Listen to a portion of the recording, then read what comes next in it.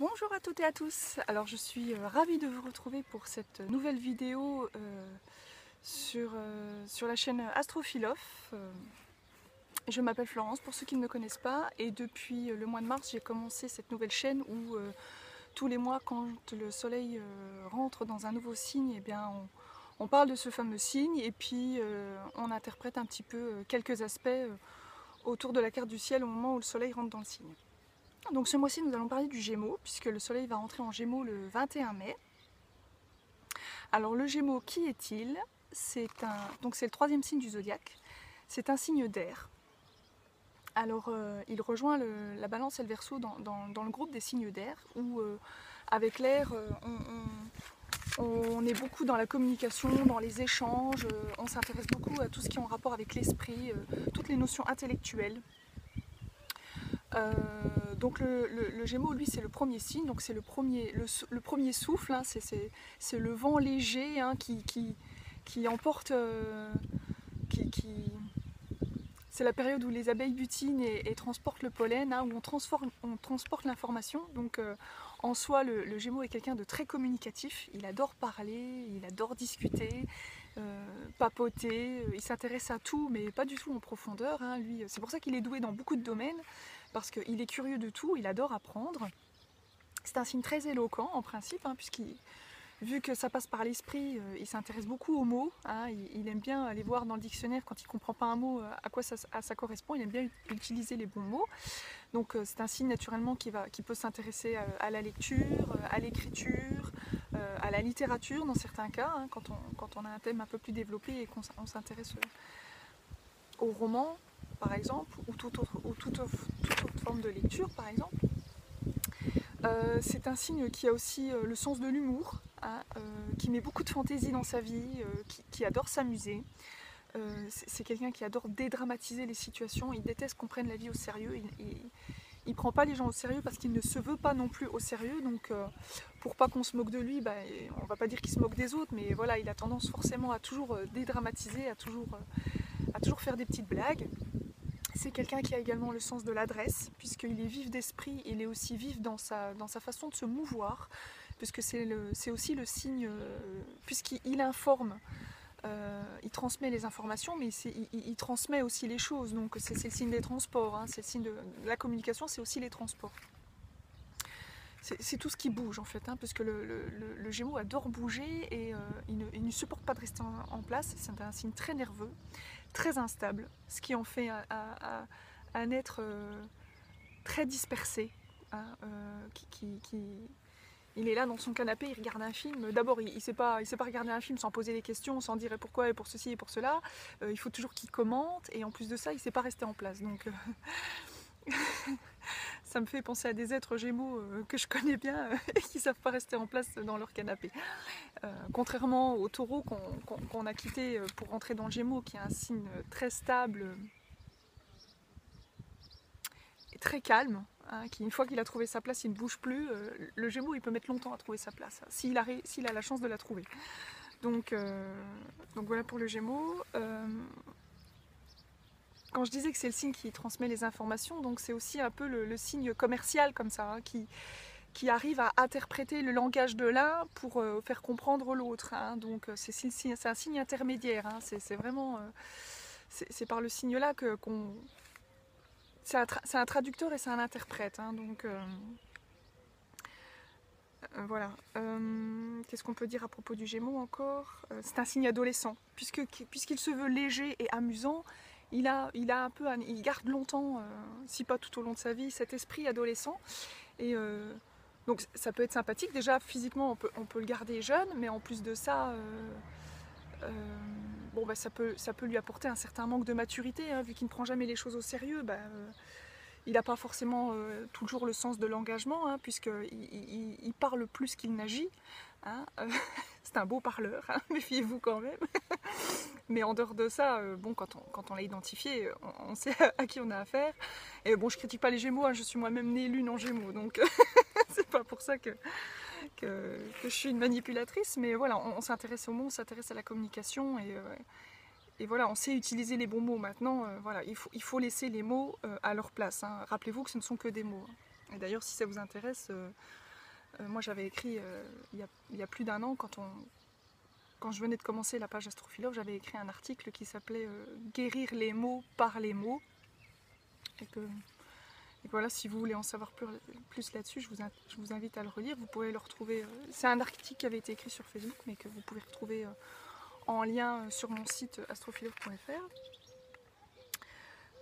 Donc voilà, pour définir un petit peu notre ami Gémeaux, hein, c'est un signe qui s'intéresse à l'actualité,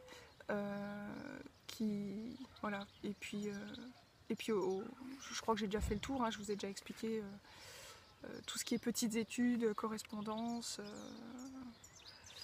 voilà. Il aime écrire aussi, ça peut être le signe des écrivains éventuellement.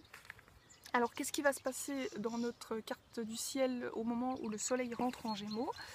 Alors le premier aspect qui m'a parlé quand j'ai regardé le soleil en Gémeaux, c'est que donc le soleil en Gémeaux, je le répète, il va rentrer le 21 mai aux alentours de 14h, 14h15. Alors je dis aux alentours parce qu'en fonction de l'endroit où on se trouve, c'est à une minute près, ça peut varier, mais c'est autour de 14h15 de l'après-midi.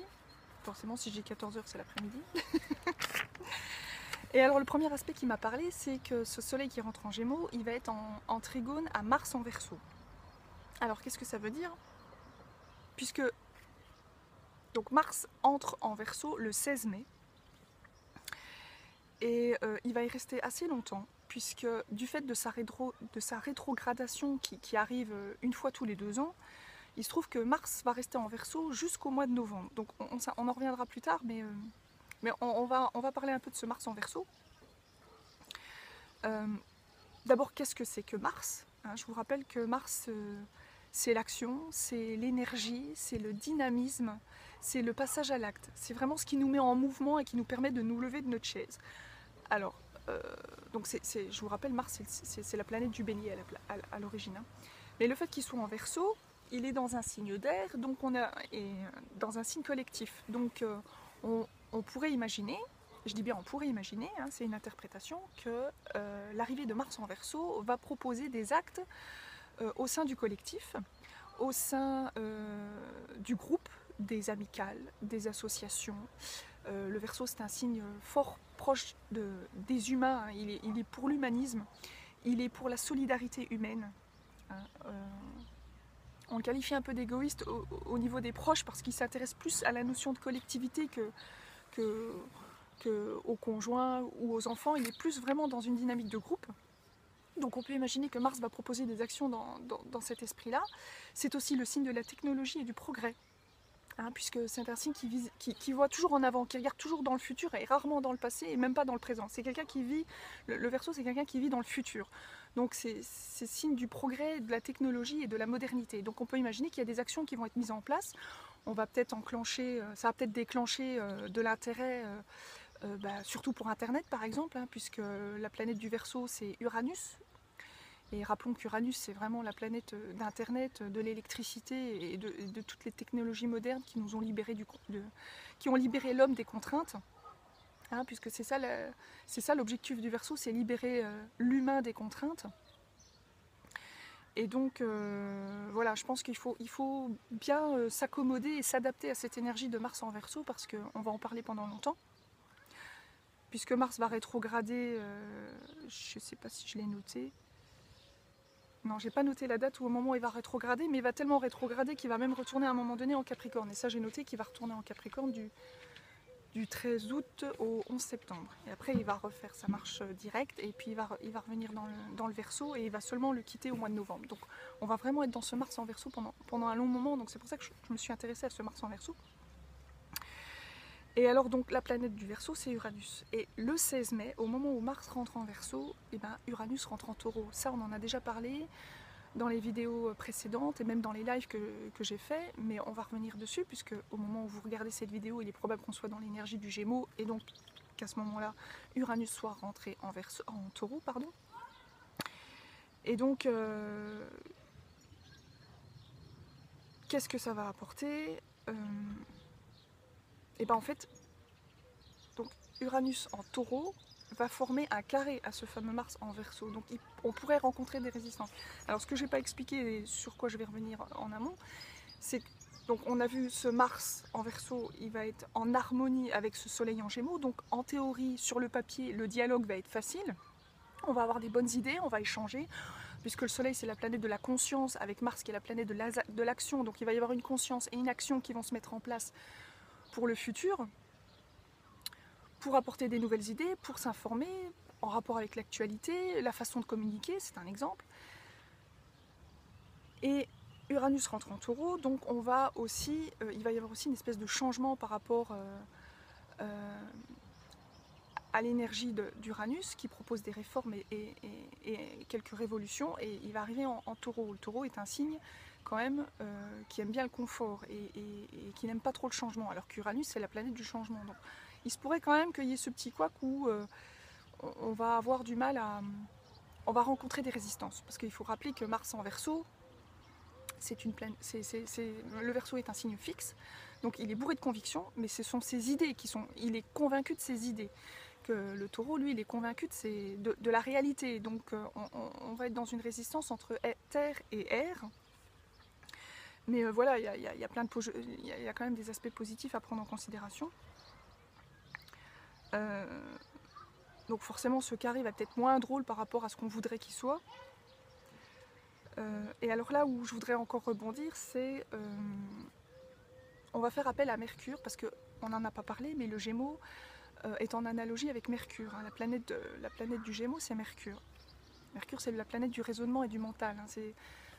Quand il est dans la Vierge, on parle de mesurer, de compter, de calibrer, mais quand il est en Gémeaux, on parle de la réflexion, de la notion de compréhension. Et alors, où est Mercure dans cette carte? Mercure est aussi en Taureau, donc il va être aux côtés d'Uranus. Ils ne seront pas vraiment encore en conjonction, je crois, mais bon, une conjonction Mercure-Uranus, c'est quand même beaucoup d'esprit.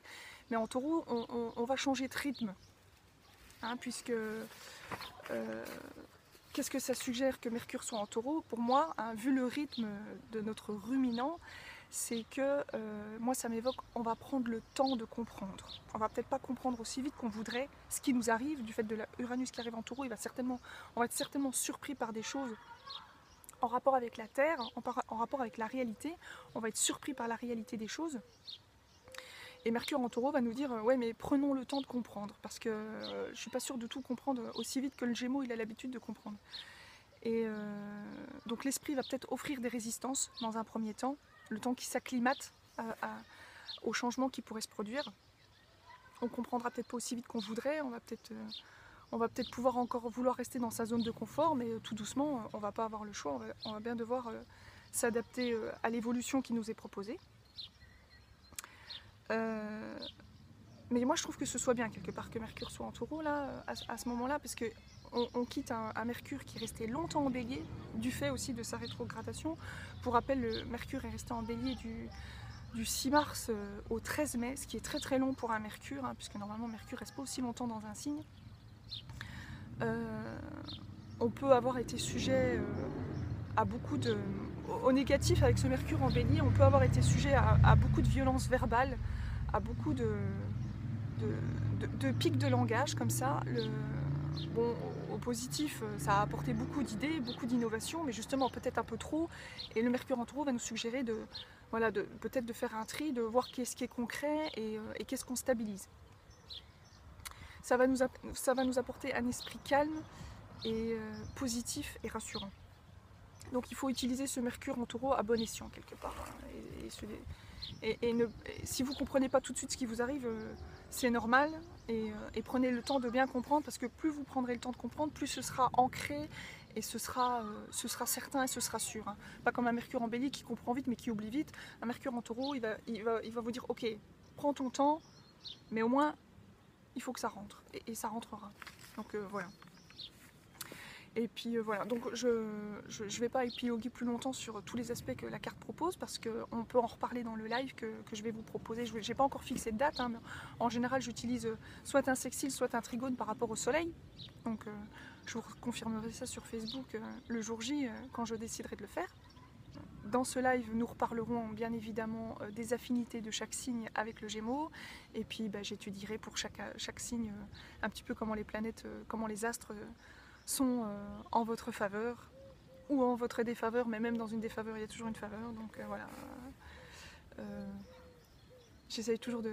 Je veux pas être hypocrite en exposant que la lumière, mais j'essaye quand même de garder ce qu'il y a de plus positif dans tous les symboles du zodiaque. Donc voilà, j'espère que cette petite vidéo vous a plu, et puis n'hésitez pas à vous abonner à ma page. Je vais faire un petit peu de pub, hein, puisque le Gémeaux il aime bien commercer, donc on va en profiter.